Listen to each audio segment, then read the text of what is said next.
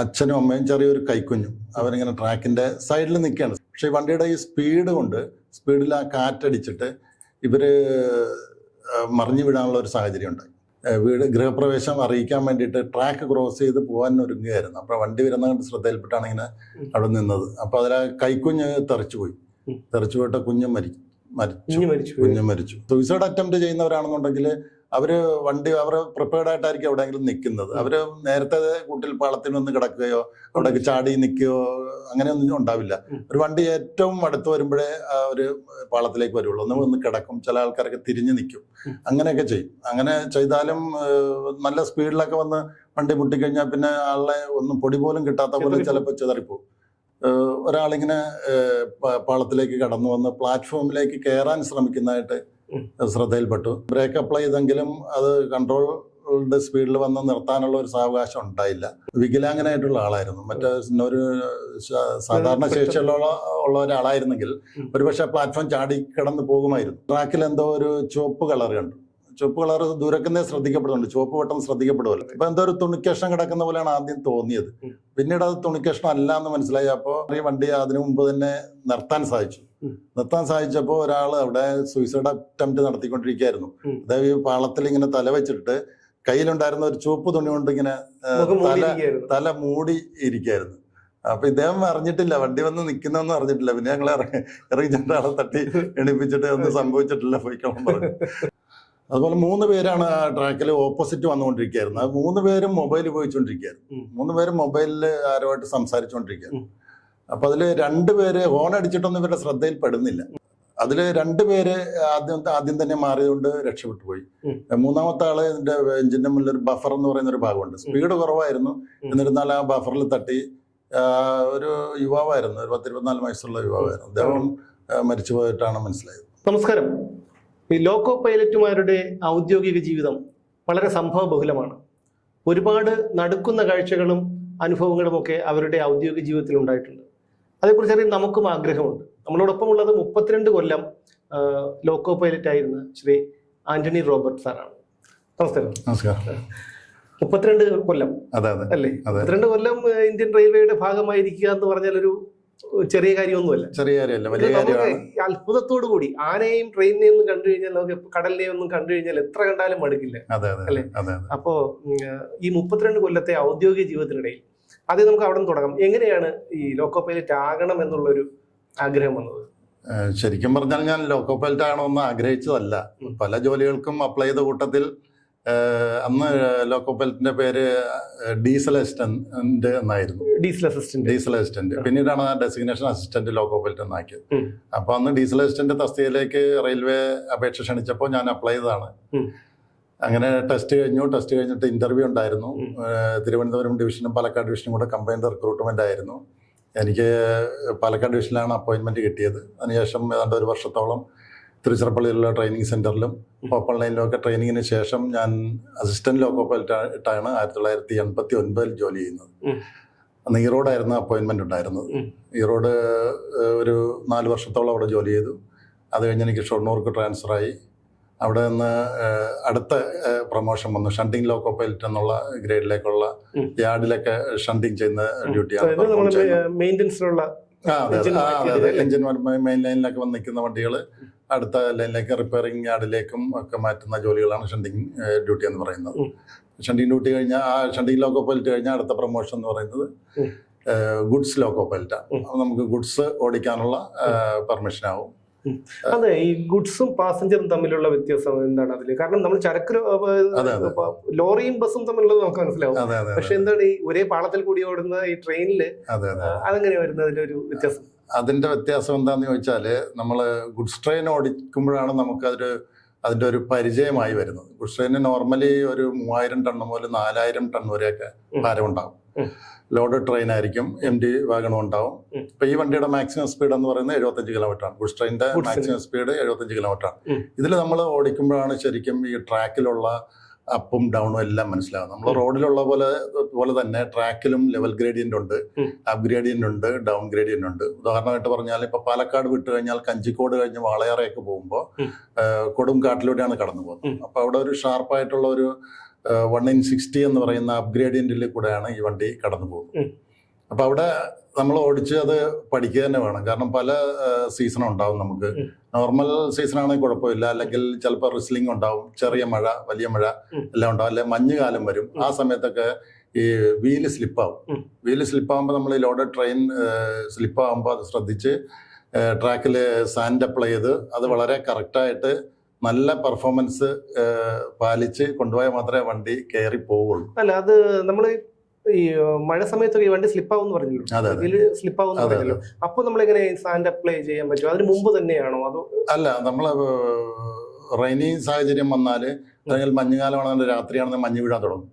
അപ്പൊ നമ്മൾ ആ സമയമാകുമ്പോൾ രാത്രിയിൽ ആ സ്ഥലം അപ്രോച്ച് ചെയ്യുമ്പോൾ നമ്മൾ എഞ്ചിനിൽ തന്നെ ഒരു പുഷ് ബട്ടൺ ഉണ്ട്, സാൻഡ് അപ്ലൈ ചെയ്യാനുള്ള പുഷ് ബട്ടൺ ഉണ്ട്. ഈ സാൻഡ് ഇതില് സാൻഡ് ഈ മുന്നിലും പിന്നിലും ഉള്ള വീലുകളുടെ അടുത്ത് ഒരു സാൻഡിന് ഒരു ബോക്സ് പ്രൊവൈഡ് ചെയ്തിട്ടുണ്ട്. ആ ബോക്സിലേക്ക് ഒരു എയർ പൈപ്പ് കണക്ട് ചെയ്യാണ്. നമ്മൾ ഈ പുഷ് ബട്ടൺ പ്രസ് ചെയ്ത് കഴിഞ്ഞാൽ എയർ സാൻഡ് ബോക്സിലേക്ക് വരികയും അവിടെ നിന്നൊരു പൈപ്പ് വഴി ഈ വീലിന്റെ ഏറ്റവും മുന്നിലുള്ള വീലിന്റെയും പുറകിലത്തെ ട്രക്കിന്റെ വീലുകളുടെ മുന്നിൽ രണ്ട് പാളത്തിലും ഈ സാൻഡ് വീണുകൊണ്ടിരിക്കും. അപ്പൊ അതിനുള്ള ഒരു ഗ്രിപ്പ് കിട്ടും. മുന്നേ എഞ്ചിനും ഗ്രിപ്പ് കിട്ടും, പുറകിലുള്ള വാഗണുകൾക്കും ഗ്രിപ്പ് കിട്ടും. ഈ ഗ്രിപ്പ് ഇല്ലാതെ വന്നു കഴിഞ്ഞിട്ടുണ്ടെങ്കിൽ ഈ വീൽ ഓരോന്നോരോന്ന് സ്ലിപ്പായി തുടങ്ങും. അപ്പോൾ പാളം തെറ്റുന്നത് അല്ലേ? പാളം തെറ്റാനുള്ള സാധ്യതയും തള്ളിക്കളയാൻ പറ്റില്ല. പിന്നെ ട്രെയിൻ സ്റ്റാളാവും.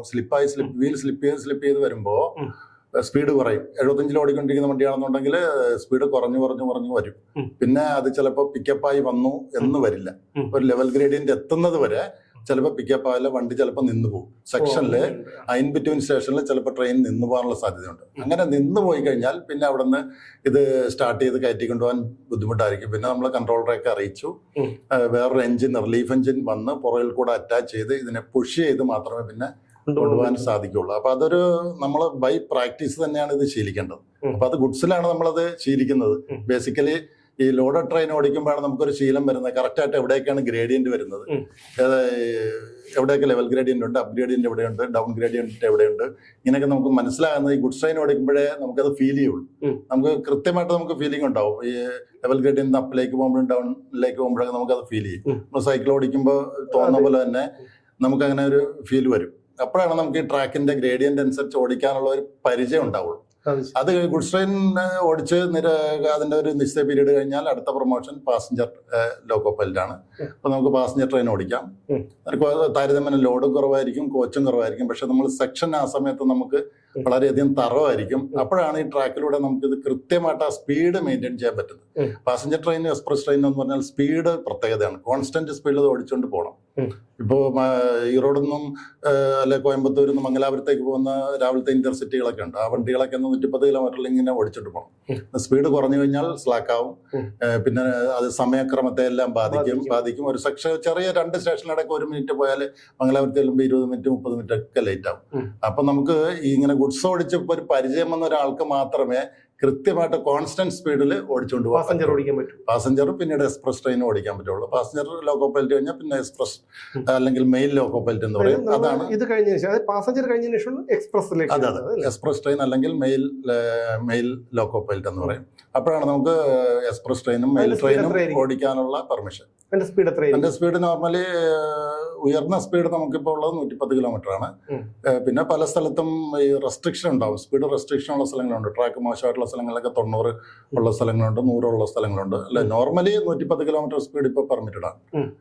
പാലക്കാട് മംഗലാപുരം സൈഡിലേക്കൊക്കെ 110 കിലോമീറ്റർ സ്പീഡ് പെർമിറ്റഡ് ആണ്. 110 തന്നെ നമ്മൾ ഓടിച്ചോട്ട് പോകണം. അങ്ങനെയാണ് അതിന്റെ ടൈംസ് സെറ്റ് ചെയ്തിരിക്കുന്നത്. നമുക്കൊരു വർക്കിംഗ് ടൈം ടേബിൾ എന്ന് പറയുന്ന ഒരു പുസ്തകമുണ്ട്. ഈ പുസ്തകത്തിൽ ഏതൊക്കെ വണ്ടികൾ ഏതൊക്കെ സമയം പാലിക്കണം എന്ന് കൃത്യമായിട്ട് അതിനകത്ത് പറഞ്ഞിട്ടുണ്ട്.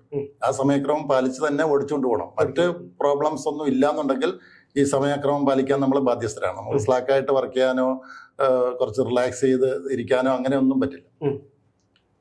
അപ്പോൾ അതുപോലെ ഏറ്റവും ഇഷ്ടപ്പെട്ട ഒരു റൂട്ട് ഉണ്ടായിരിക്കുമല്ലോ, താല്പര്യമുള്ള റൂട്ട്. അത് എനിക്ക് എന്നെ സംബന്ധിച്ച് പറഞ്ഞാൽ പാലക്കാട് മംഗലാപുരം തന്നെയാണ് ഇഷ്ടപ്പെട്ട റൂട്ട് എന്ന് പറയുന്നത്. തിരിച്ചു വരുമ്പോൾ അതെ. അത് രാവിലെ മോർണിംഗ്, അതിന് മറ്റ് പല ഫാക്ടേഴ്സും ഉണ്ടാവും. ഒരു പക്ഷേ രാവിലെ 7 മണിക്ക് തുടങ്ങുന്ന ഡ്യൂട്ടിയാണ്. അപ്പൊ നമ്മൾ പാലക്കാട് നിന്ന് കയറുമ്പോൾ വളരെ ഫ്രഷ് ആയിരിക്കും.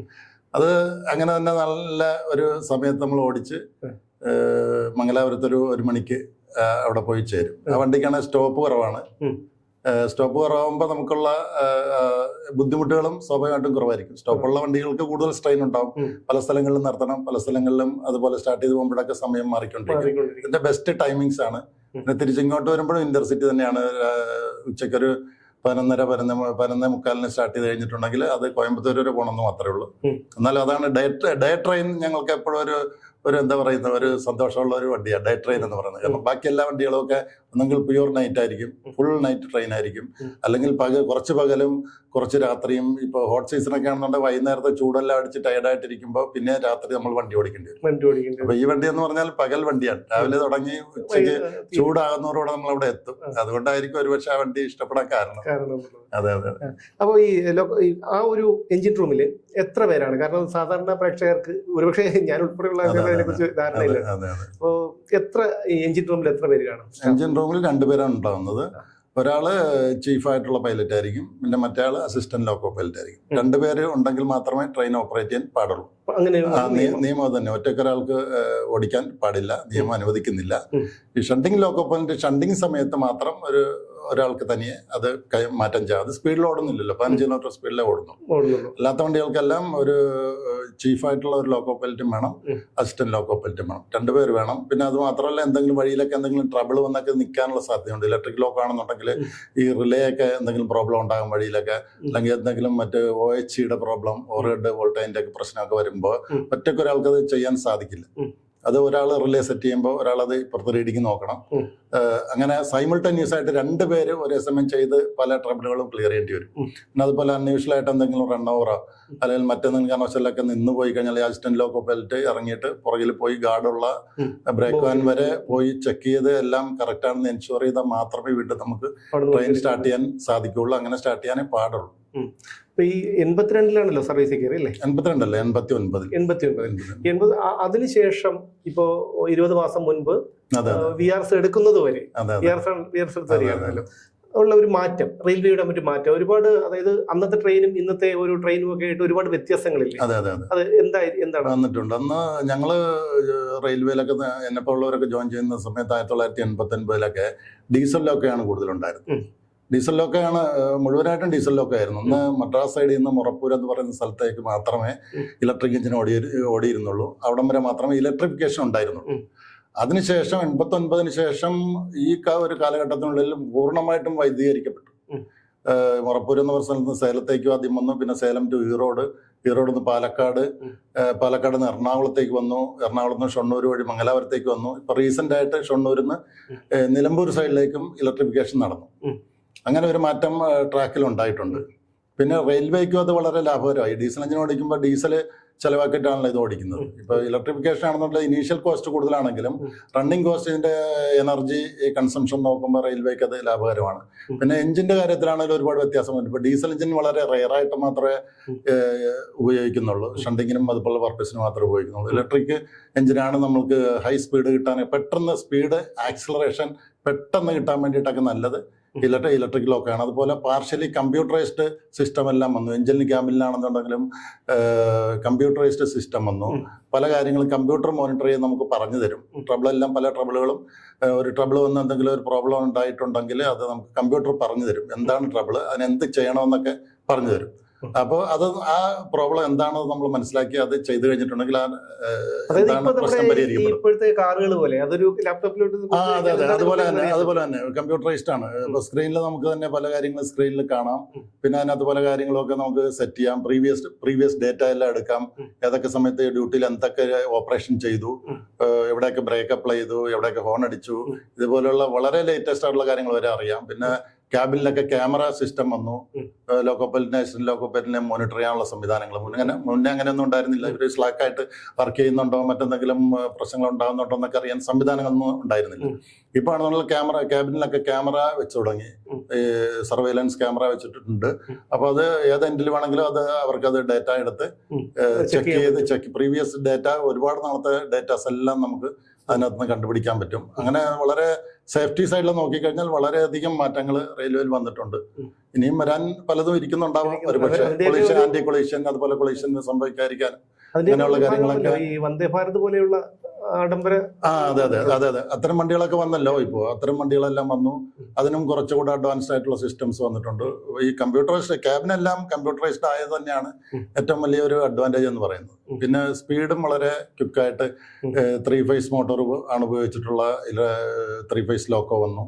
അപ്പം അങ്ങനെയുള്ള ലോക്കോ എല്ലാം നമുക്ക് നല്ല അഡ്വാൻറ്റേജ് ആണ്. റെയിൽവേയെ സംബന്ധിച്ചിടത്തോളം പാസഞ്ചേഴ്സിനെ സംബന്ധിച്ചാണെങ്കിലും പെട്ടെന്ന് സ്പീഡ് പിക്കപ്പ് ആവും.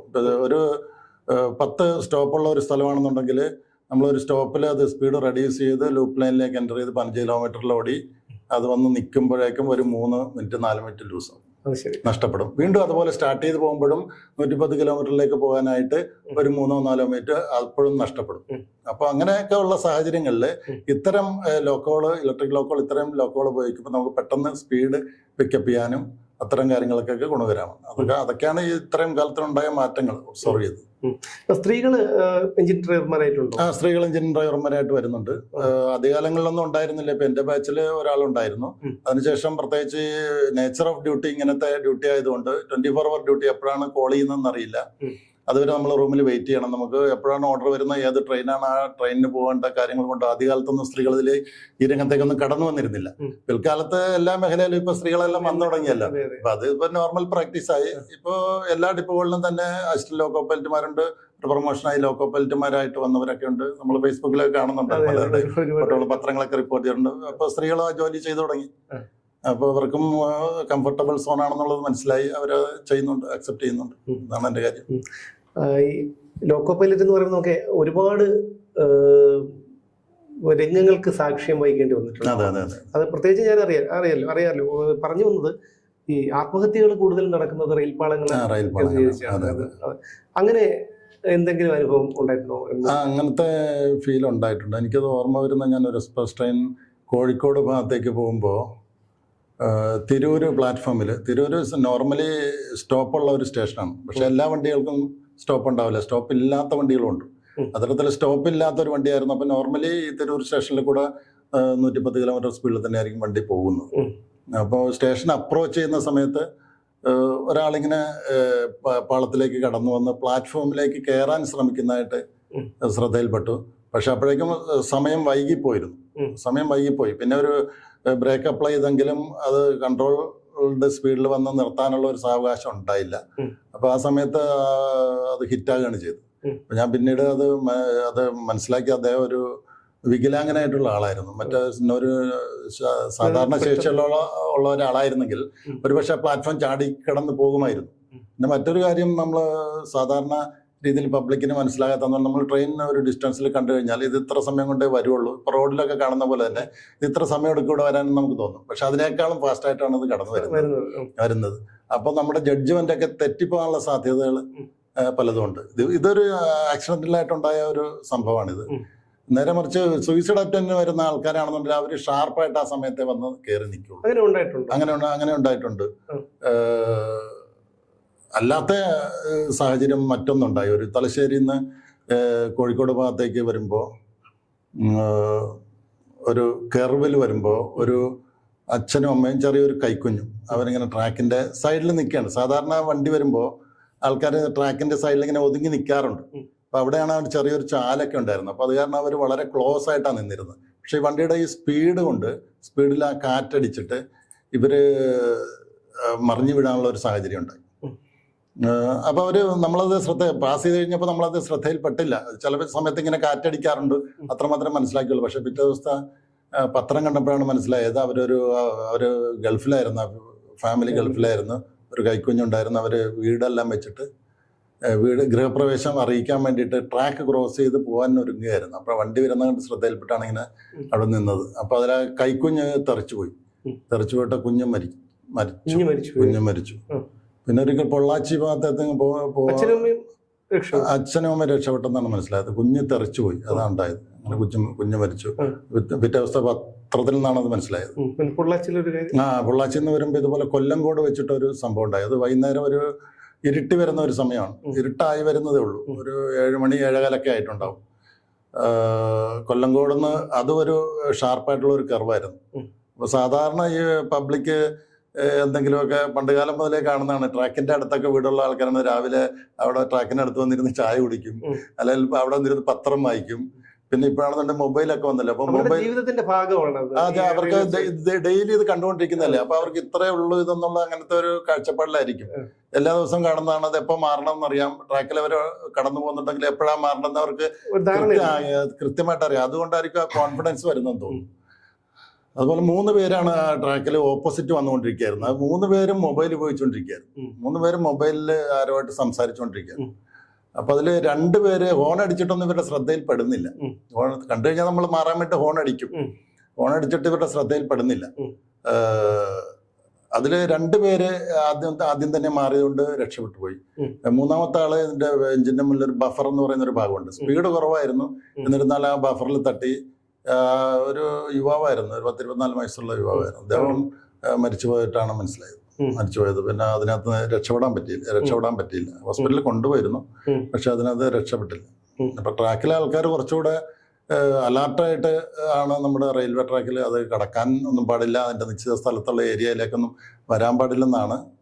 എന്നാലും ആൾക്കാർ അത് ശ്രദ്ധിക്കാതെ വരുന്നതിന്റെ ഒരു പ്രധാനപ്പെട്ട ഒരു ഘടകമാണ്. അങ്ങനെയാണ് ഈ അപകടം കൂടുതലായിട്ട് അങ്ങനെ ഉണ്ടാകുന്നത്. പിന്നെ സൂയിസൈഡ് അറ്റംപ്റ്റ് ചെയ്യുന്നവരാണെന്നുണ്ടെങ്കിൽ അവര് പ്രിപ്പയർഡ് ആയിട്ടായിരിക്കും എവിടെയെങ്കിലും നിൽക്കുന്നത്. അവര് നേരത്തെ കൂട്ടിൽ പാളത്തിൽ വന്ന് കിടക്കുകയോ അവിടേക്ക് ചാടി നിൽക്കുകയോ അങ്ങനെയൊന്നും ഉണ്ടാവില്ല.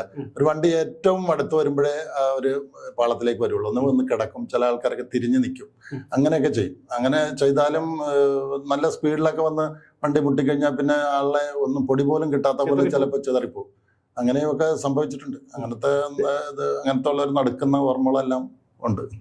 രക്ഷപ്പെട്ട എന്തെങ്കിലും സംഭവം ഉണ്ടായിട്ടുണ്ട്? രക്ഷപ്പെട്ട സംഭവം ഉണ്ടായിട്ടുണ്ട്. ഒരിക്കലും ഞാൻ അന്ന് അസിസ്റ്റന്റ് ലോക്കോ പൈലറ്റായിട്ട് വർക്ക് ചെയ്യുമ്പോൾ ഈറോഡിൽ നിന്ന് തിരുച്ചിറപ്പള്ളിക്ക് പോകുമായിരുന്നു. കരൂർ സ്റ്റേഷൻ കഴിഞ്ഞ് അങ്ങനെ പോയിക്കൊണ്ട് എഞ്ചിൻ മാത്രം ഓടിക്കൊണ്ടിരുന്നു. എഞ്ചിൻ തനിയെ പോകും ചില സമയത്ത്, ഫോർമേഷൻ ഇല്ലാതെ എന്തെങ്കിലും പർപ്പസിനായിട്ട് ലോഡ് എടുക്കാനോ അങ്ങനെ വല്ലതും. അങ്ങനെ പോകുന്ന സമയത്ത് ട്രാക്കിൽ എന്തോ ഒരു ചുവപ്പ് കളർ കണ്ടു. ചുവപ്പ് കളർ ദൂരക്കുന്നേ ശ്രദ്ധിക്കപ്പെടുന്നുണ്ട്, ചുവപ്പ് പെട്ടെന്ന് ശ്രദ്ധിക്കപ്പെടുമല്ലോ.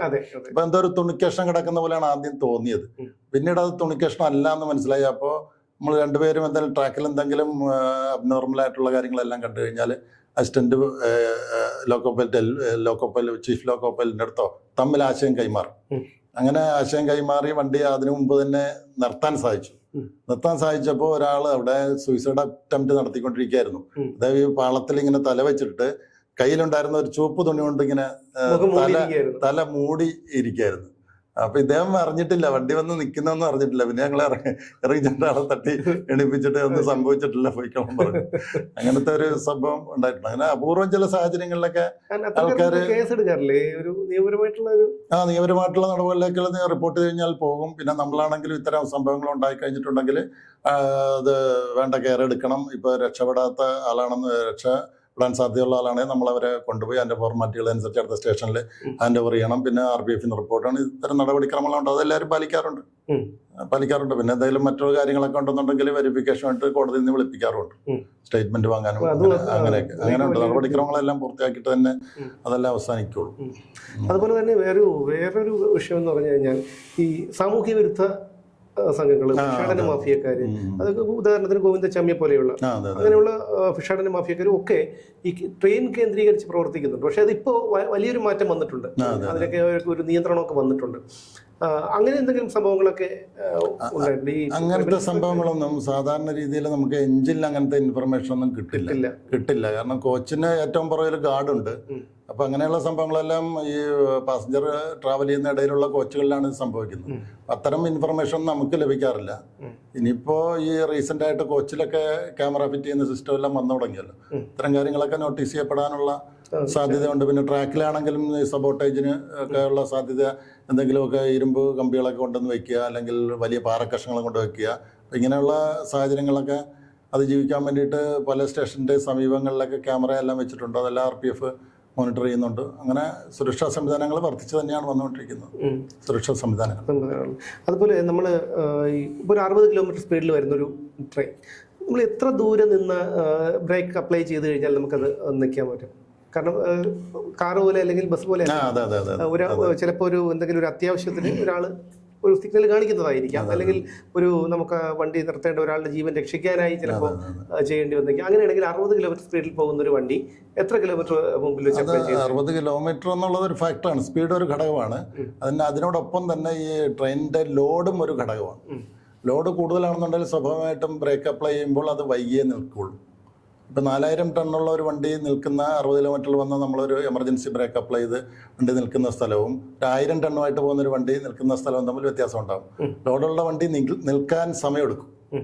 നോർമലി അതിൻ്റെ ഒരു സമയം എന്ന് പറയുന്നത്, സമയം അല്ലെങ്കിൽ അതിൻ്റെ ഒരു ഡിസ്റ്റൻസ് എന്ന് പറയുന്നത്, നമ്മളൊരു ഫുൾ സ്വിങ്ങിൽ പോകുന്ന ഒരു വണ്ടിയാണെന്നുണ്ടെങ്കിൽ, മാക്സിമം സ്പീഡിൽ പോകുന്ന ഒരു വണ്ടിയാണെന്നുണ്ടെങ്കിൽ എമർജൻസി ബ്രേക്ക് അപ്ലൈ ചെയ്താൽ, അൺയൂഷ്വൽ ആയിട്ടുള്ള സിറ്റുവേഷൻ വന്നാൽ പിന്നെ എമർജൻസി ബ്രേക്കാണ് അപ്ലൈ ചെയ്യുന്നത്. വേറെ നമ്മൾ സാധാരണ നോർമൽ ബ്രേക്കും എമർജൻസി ബ്രേക്കും അങ്ങനെ വ്യത്യാസമുണ്ട്. ഇതിനകത്ത് A9 വാൽവ്, SA9 വാൽവ്, അങ്ങനെ 2 സിസ്റ്റമാണ് ഉള്ളത്. SA9 വാൽവ് എന്ന് പറഞ്ഞാൽ ലോക്കോ, ആ ബ്രേക്ക് അപ്ലൈ ചെയ്ത് കഴിഞ്ഞാൽ ലോക്കോയ്ക്ക് മാത്രം, എഞ്ചിന് മാത്രം ബ്രേക്ക് ആപ്ലിക്കേഷൻ ആകും. നോർമലി നമ്മൾ റണ്ണിങ്ങിൽ ഉപയോഗിക്കുന്ന A9 എന്ന് പറയുന്ന ബ്രേക്ക് സംവിധാനമാണ്. അതിനകത്ത് ഒരു 3-4 സ്റ്റേജിലായിട്ട് 5 kg പ്രഷറിലാണ് ഈ ബ്രേക്ക് സിസ്റ്റം ഓടിക്കൊണ്ടിരിക്കുന്നത്. അതിൻ്റെ പ്രഷർ ഓരോ സ്റ്റേജിലും നിശ്ചിത പ്രഷർ കുറച്ചു കൊണ്ടുവരുന്ന സംവിധാനമാണ് ഈ A9 എന്ന് പറയുന്ന കൺജങ്ഷൻ ബ്രേക്കിനുള്ളത്. അതിനൊരു 3-4 സ്റ്റെപ്പുണ്ട്. Minimum reduction, full service, over reduction. ഇത് ഓരോന്നും ഓരോ സ്റ്റേജാണ്. ഓവർ റിഡക്ഷൻ കഴിഞ്ഞാൽ പിന്നെ എമർജൻസി മാത്രമേ ഉള്ളൂ. എമർജൻസി ബ്രേക്ക് അപ്ലൈ കഴിഞ്ഞിട്ടുണ്ടെങ്കിൽ നമ്മൾ 5 kg പ്രഷർ മെയിൻറ്റെയിൻ ആവില്ല. അത് നേരെ 0യിലേക്ക് പോകും.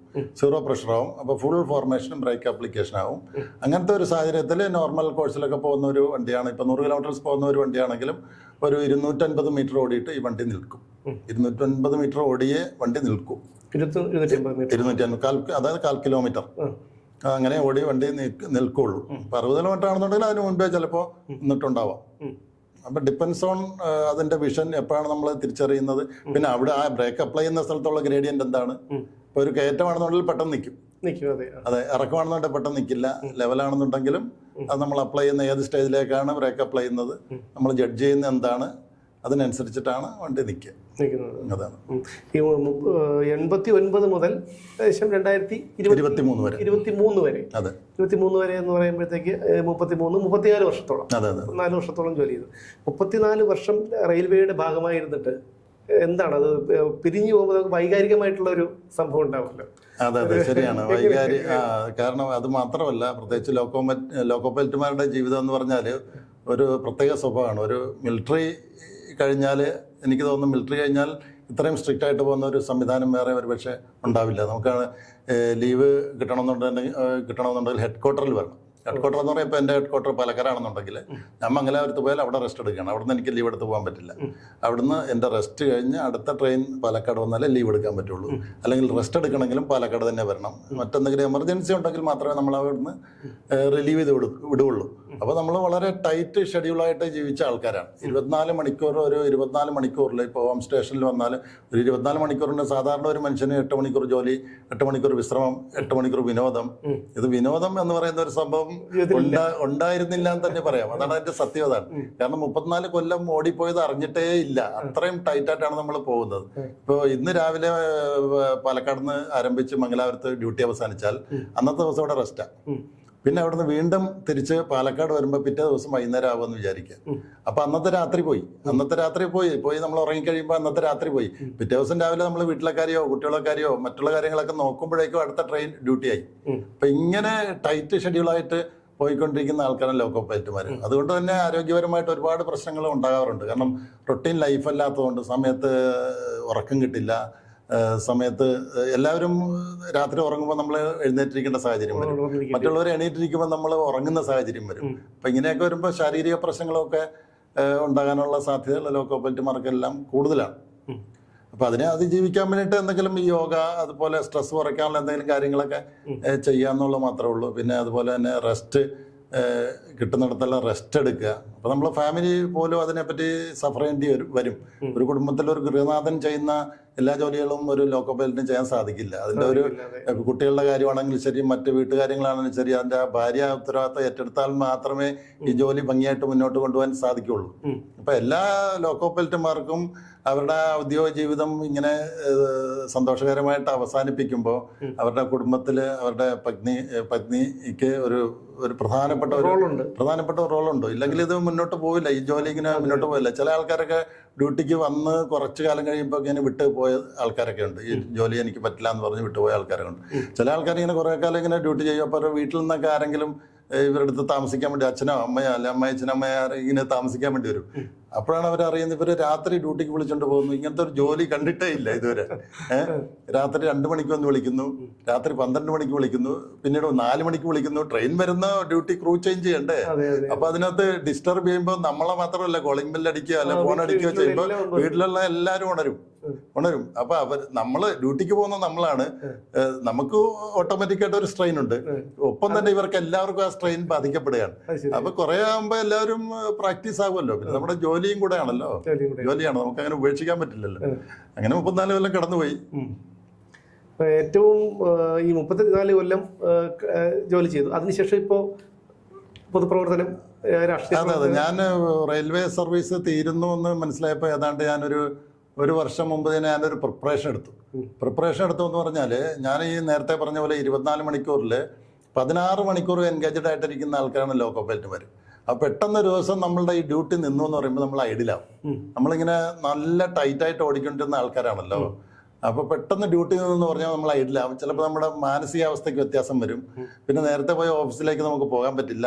നേരത്തെ കടന്നുപോയ റൂട്ടുകളിലൂടെ ഒന്നും നമ്മുടെ മനസ്സ് മാത്രമേ പോവുള്ളൂ, നമുക്ക് അവിടേക്ക് പോകാൻ പറ്റില്ല.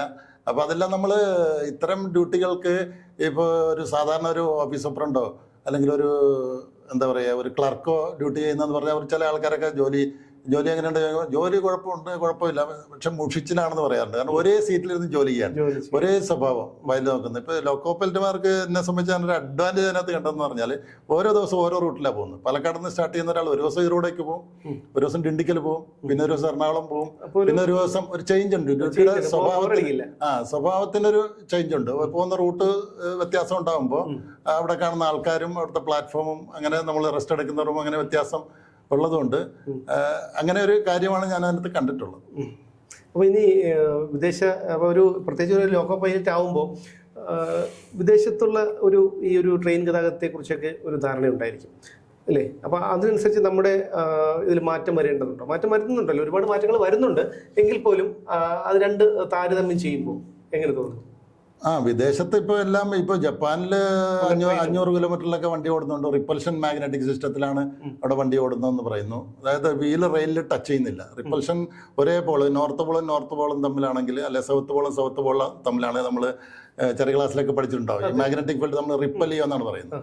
അപ്പോൾ ഈ ട്രാക്കിൽ തൊടാതെയാണ് ഈ വണ്ടി ഓടുന്നത്. ഒരു മിനിമം ഡിസ്റ്റൻസ്, മിനിമം ഗ്യാപ്പിൽ ഈ റെയിൽ റിപ്പൽഷൻ ടെക്നോളജിയിലാണ് ഈ വണ്ടി ഓടിപ്പോകുന്നത്. അതാണ് ഇത്രയും സ്പീഡ് കിട്ടുന്നത്. അപ്പോൾ ഇതിൻ്റെ വിയർ ആൻഡ് എയർ, കർശന സ്വഭാവം അങ്ങനെയൊന്നും വരുന്നില്ല. അപ്പോൾ അത്രയും ടെക്നോളജിയൊക്കെ ഫോറിൻ കൺട്രീസിലൊക്കെ വരുന്നതൊക്കെ നമുക്ക് എപ്പോഴും ഇവിടെ വരുമ്പോൾ ലേറ്റ് ആവുന്നുണ്ട്. അവിടെ നിന്നുള്ള പല ടെക്നോളജിയും നമ്മൾ കടമെടുക്കുന്നുണ്ട്. അങ്ങനെയാണ് ഈ 3 ഫേസ് ലോക്കോ എല്ലാം വന്ന് കുറച്ച് വ്യത്യാസങ്ങളൊക്കെ വരുന്നത്. 160 വരെ ട്രയൽ നടന്നിട്ടുണ്ടെന്ന് തോന്നുന്നു. ഡൽഹിയിലൊക്കെ 160 ഓടുന്ന വണ്ടികളുണ്ട്. ഭാവിയിൽ ഇത്തരം ടെക്നോളജി എല്ലാം വരും. നമ്മുടെ ആൾക്കാർ മോശമൊന്നും അല്ല. ഇവിടെ ഉള്ള സാമ്പത്തിക സ്ഥിതിയെല്ലാം ഉപയോഗിച്ചിട്ട് ഉള്ള വികസനങ്ങളെല്ലാം നടക്കുന്നുണ്ട്. ഇപ്പോൾ പെരമ്പൂരാണെങ്കിൽ കോച്ച് ഫാക്ടറി ഉണ്ട്, അവിടെ മെച്ചപ്പെട്ട കോച്ചുകൾ നിർമ്മിക്കുന്നുണ്ട്. അങ്ങനെയുള്ള കാര്യങ്ങളൊക്കെ ഉണ്ട്. നമ്മുടെ ലോക്കോ റിപ്പയർ ചെയ്യുന്ന ഷെഡും അതുപോലുള്ള കാര്യങ്ങളൊക്കെ മികച്ചത് തന്നെയാണ്. എന്നും തെറ്റ് പറയാനൊന്നുമില്ല. നമുക്കിവിടെ സൗകര്യങ്ങളും സാമ്പത്തിക സ്ഥിതിയൊക്കെ വെച്ച് നോക്കുമ്പോൾ നല്ല സൗകര്യത്തിൽ തന്നെയാണ് പോയിക്കൊണ്ടിരിക്കുന്നത്. പക്ഷേ ഇപ്പോൾ മാറ്റമുണ്ട് ഒരുപാട്. കാരണം ക്ലീനിങ്ങിനായിരുന്നാലും, ബോഗികളുടെ ക്ലീനിങ് ആയിരുന്നാലും എല്ലാം ഈ ക്യാമറ വെച്ചതോടുകൂടി നമുക്ക് ഒരു പരിധി വരെ വളരെ ഒരുപാട് മാറ്റം വന്നിട്ടുണ്ട്. അധികൃതർ ചെയ്യാനുള്ളതെല്ലാം ചെയ്യുന്നുണ്ട്, ജീവനക്കാരും ചെയ്യുന്നുണ്ട്. പക്ഷേ അത് പൊതുജനങ്ങളാണ്, യാത്രക്കാരാണ് അതിനെ കൂടുതൽ ശ്രദ്ധിക്കേണ്ടത്. കാരണം അവരാണല്ലോ ഇത് യാത്രക്കാർക്ക് നമ്മൾ ട്രെയിൻ നമ്മുടെ ആണെന്നുള്ള ഒരു ബോധ്യം വേണം. അത് ട്രെയിൻ എന്നല്ല, ഏതൊരു ക്ലീനിങ് സംബന്ധമായിട്ട് നമുക്ക് കുറെ കാര്യങ്ങളൊക്കെ നമുക്ക് തന്നെ അത് ശ്രദ്ധിച്ച് കൈകാര്യം ചെയ്യാൻ, നമ്മുടെ വീട് പോലെ കൈകാര്യം ചെയ്താൽ അതിനകത്ത് കുറെ കാര്യങ്ങളൊക്കെ ക്ലീൻ ആയിരിക്കും. പിന്നെ ക്ലീനിങ് സ്റ്റാഫ് വന്ന് ചെയ്യേണ്ട കാര്യങ്ങൾ മാത്രമേ ഉള്ളൂ. പിന്നെ കോച്ചിന്റെ വെയിറ്റ് കുറഞ്ഞ കോച്ചുകൾ, LHP കോച്ച് എന്ന് പറയും, പണ്ടത്തെ കോച്ചുകളല്ല, വെയിറ്റ് കുറഞ്ഞ കോച്ചുകളാണ്. പിന്നെ അതിനകത്ത് അഡ്വാൻസ്ഡ് ആയിട്ടുള്ള ടെക്നോളജി ഉണ്ട്. എന്തെങ്കിലും ബ്രേക്കൊക്കെ ആരെങ്കിലും ചെയിൻ പുള്ളി കഴിഞ്ഞാൽ അറിയാനുള്ള സംവിധാനം, ഇൻഡിക്കേഷൻ വരും. ആ കോച്ചിൽ മാത്രം ഇൻഡിക്കേഷൻ വരും, പെട്ടെന്ന് കണ്ടുപിടിക്കാം. അങ്ങനെയുള്ള കാര്യങ്ങളുണ്ട്. ഇനിയിപ്പോൾ ക്യാമറയും കൂടെ വരുന്നുണ്ടല്ലോ. ക്യാമറ വന്നു കഴിഞ്ഞാൽ ഇപ്പോൾ തെഫ്റ്റ് അതുപോലുള്ള സാഹചര്യങ്ങളെല്ലാം നമുക്ക് ഒഴിവാക്കാൻ പറ്റും. അങ്ങനെ വിശ്വസിക്കുന്നു. സാധാരണ ഒരു ട്രെയിനിൽ, അതായത് ഇവിടെ നിന്ന് ഇപ്പോൾ നിസാമുദ്ദീൻ എക്സ്പ്രസ്സിലൊക്കെയാണ്, അല്ലെങ്കിൽ മലബാർ എക്സ്പ്രസ്, അങ്ങനെയുള്ള ട്രെയിനുകളിലേക്ക് എത്ര ബോഗി ഉണ്ടായിരിക്കും? ബോഗി 24 കോച്ച് വരെ ഉണ്ടാവാറുണ്ട്. 24 കോച്ച് വരെ ഉണ്ടാവാറുണ്ട്. അപ്പോൾ മാക്സിമം ലോഡാണ്, ആ വണ്ടിക്ക് മാക്സിമം ലോഡാണ്. പിന്നെ ചില വണ്ടികളിലൊക്കെ 20 കോച്ചേ ഉണ്ടാവുള്ളൂ, ചിലത് 22 കോച്ച് ഉണ്ടാവും. അങ്ങനെയാണ്. കോച്ചിന്റെ അതിൽ കൂടുതൽ കോച്ചിന്റെ എണ്ണം കൂട്ടാനൊന്നുമില്ല, കൂട്ടാൻ പറ്റില്ല. കൂട്ടാനില്ല. അങ്ങനെ കോച്ചിന്റെ എണ്ണം കൂട്ടിക്കഴിഞ്ഞാൽ സ്പീഡ് കുറയും, അപ്പൊ അതിന്റെ പഞ്ച്വാലിറ്റി എല്ലാം ബാധിക്കും. അതെ അതെ. അപ്പൊ അതുകൊണ്ട് മാക്സിമം ഇത്രയും ആണ് ചെയ്യുന്നത്. പിന്നെ ഓരോ ട്രെയിനും അതിന്റെ സ്റ്റോപ്പും ടൈമിങ്സും ഒക്കെ നിശ്ചയിക്കുമ്പോൾ ട്രയൽ റൺ കണ്ടക്ട് ചെയ്യാറുണ്ട്. ആ ട്രയൽ റണ്ണ് അത് ബാഡ് വെതറിൽ ഓടിച്ചു നോക്കി അതിൻ്റെ ഒരു ടീം തന്നെയുണ്ട്. അതിൻ്റെ ആ ടീം വന്ന് അത് അവർ ഓടിച്ചു നോക്കിയിട്ട് ഇത് നിശ്ചയിച്ചിട്ടാണ് എത്ര സമയം കൊടുക്കാം, 2 സ്റ്റേഷൻ സ്റ്റോപ്പിങ്ങുള്ള 2 സ്റ്റേഷനിടയിൽ എത്ര റണ്ണിങ് ടൈം കൊടുക്കാം എന്നുള്ള രീതിയിൽ റണ്ണിങ് ടൈം സെറ്റ് ചെയ്തിട്ടാണ് നമുക്ക് ആ സെറ്റ് ചെയ്ത സമയമാണ് നമുക്ക് വർക്കിംഗ് ടൈം ടേബിൾ എന്നുള്ള പേരിൽ പുസ്തകമാക്കി തരുന്നത്. പിന്നെ അങ്ങനെ പഞ്ച്വാലിറ്റി മെയിൻറ്റെയിൻ ചെയ്ത് പോകാൻ ലോക്കൽ പൈലറ്റുമാർക്ക് സാധിക്കുന്നുണ്ട് നിലവിലുള്ള സാഹചര്യത്തിൽ. എന്തായാലും ഇത്രയും സമയം ഞങ്ങൾക്ക് വേണ്ടി ചെലവഴിച്ചു. കാരണം ഒരുപാട് സംശയങ്ങളുണ്ടായിരുന്നു റെയിൽവേയെ കുറിച്ച്, ഒരുപാട് എന്തൊക്കെയോ മനസ്സിലുണ്ടായിരുന്നു, പലതും വിട്ടുപോയി. അല്ല, പലതും പബ്ലിക്കിന് പല കാര്യങ്ങളും അറിയില്ല. അവർക്ക് അറിയണമെന്ന് നിർബന്ധമൊന്നുമില്ലല്ലോ. അവർ ട്രാവൽ ചെയ്യുന്നു. ഇപ്പൊ വണ്ടി ലേറ്റ് ആയി കഴിഞ്ഞാൽ ഉടനെ എന്ത് കാര്യമാണെന്ന് അറിയില്ല. എല്ലാ വണ്ടികളെല്ലാം ലേറ്റ് ആണ്, എപ്പോഴും നോക്കിയാലും വണ്ടികൾ ലേറ്റ് ആണ്. പക്ഷേ ട്രാക്ക് ഡെൻസിറ്റി എന്ന് പറയുന്നത് വളരെ കൂടുതലാണ്. ഈ 2 ട്രാക്കിൽ കൂടെ ഓടാവുന്ന വണ്ടികളുടെ എണ്ണം കണക്കുണ്ടല്ലോ. ഇപ്പൊ റോഡിൽ കൂടെ തന്നെ നമുക്ക് പണ്ടത്തെ പോലെ അല്ല. ഇപ്പോൾ റോഡിലാണെങ്കിൽ ഒരുപാട് വാഹനങ്ങൾ കൂടുതൽ വന്നില്ല. അപ്പൊ നമുക്ക് സമയം കൂടുതലെടുക്കും. 2 വീലറിൽ നേരത്തെ പോയിരുന്ന ഒരു സ്ഥലത്തേക്ക് പോകാൻ ഇപ്പോൾ കുറച്ചുകൂടെ കൂടുതൽ സമയം എടുക്കും. അതുപോലെ തന്നെ ട്രാക്ക് ഡെൻസിറ്റിയും മാക്സിമം ആയി. ഇനി പുതിയ ട്രാക്ക് ഉണ്ടെങ്കിൽ മാത്രമേ നമുക്ക് ഇനി പുതിയ വണ്ടികളെല്ലാം ഓടിക്കുമ്പോൾ അത് പഞ്ച്വാലിറ്റി മെയിൻറ്റെയിൻ ചെയ്ത് റൈറ്റ് ടൈമൊക്കെ പോകാനെല്ലാം പറ്റുള്ളൂ. പിന്നെ അല്ലാന്നുണ്ടെങ്കിൽ ഈ ഓട്ടോമാറ്റിക് സിസ്റ്റം ഒക്കെ മദ്രാസിലൊക്കെ ഓട്ടോമാറ്റിക് സിസ്റ്റം ഉണ്ട്. ഒരു സിഗ്നൽ കഴിഞ്ഞാൽ തൊട്ടടുത്ത സിഗ്നൽ വരുമ്പോൾ ഓട്ടോമാറ്റിക്കായിട്ട് സിഗ്നൽ ക്ലിയർ ആവും. അടുത്ത സിഗ്നൽ വരെ കറക്റ്റായിട്ട് നമുക്ക് ഓടിച്ചിങ്ങനെ പോയിക്കൊണ്ടേയിരിക്കും. അപ്പൊ 2 സിഗ്നലിനിടയ്ക്ക് ഓരോ വണ്ടികളുണ്ടാവും. ചിലപ്പോൾ ആ വണ്ടി നിൽക്കണമെന്ന് മാത്രം അടുത്ത ഒരു സിഗ്നലിംഗ് സെക്ഷൻ ക്ലിയർ ആയാൽ മാത്രമേ ഈ പുറകിലുള്ള വണ്ടിക്ക് മുന്നിലേക്ക് പോകാൻ പറ്റുള്ളൂ. അപ്പൊ ടൈം കുറച്ച് സേവ് ചെയ്യാൻ പറ്റും. അപ്പൊ അത്തരം signalling system, automatic signalling system ഇപ്പോൾ ഇവിടെ സദേൺ റെയിൽവേയിൽ പാലക്കാട് ഡിവിഷനിലും ട്രിവാൻഡ്രം ഡിവിഷനിലും ഭാവിയിൽ അടുത്ത കാലത്ത് തന്നെ വരാനുള്ള സാഹചര്യമുണ്ട്, അങ്ങനെ പറയുന്നുണ്ട്. അപ്പൊ അതെല്ലാം വന്നു കഴിഞ്ഞിട്ടുണ്ടെങ്കിൽ കുറച്ചുകൂടെ പഞ്ച്വാലിറ്റി ഒക്കെ നന്നായിട്ട് മെയിൻറ്റെയിൻ ചെയ്യാൻ പറ്റും. എന്തായാലും ഇത്രയും സമയം ഞങ്ങൾക്ക് വേണ്ടി അനുവദിച്ചു. ഇവിടെ വന്ന് ഞങ്ങളുടെ സ്റ്റുഡിയോയിൽ വന്നു ഇത് എല്ലാം പറഞ്ഞു. കാരണം ഒരുപാട് സംശയങ്ങൾ ഉണ്ടായിരുന്നു. പിന്നെ അത് പലതും മറന്നുപോയി എന്നുള്ളതാണ്. ഈ ഒരു അവസരത്തിൽ ആ ചോദ്യങ്ങളെല്ലാം ഓർത്തെടുത്ത് നമുക്ക് പാലക്കാട് വരുമ്പോൾ കാണാം. ഓക്കെ, നന്ദി, നമസ്കാരം. സന്തോഷം.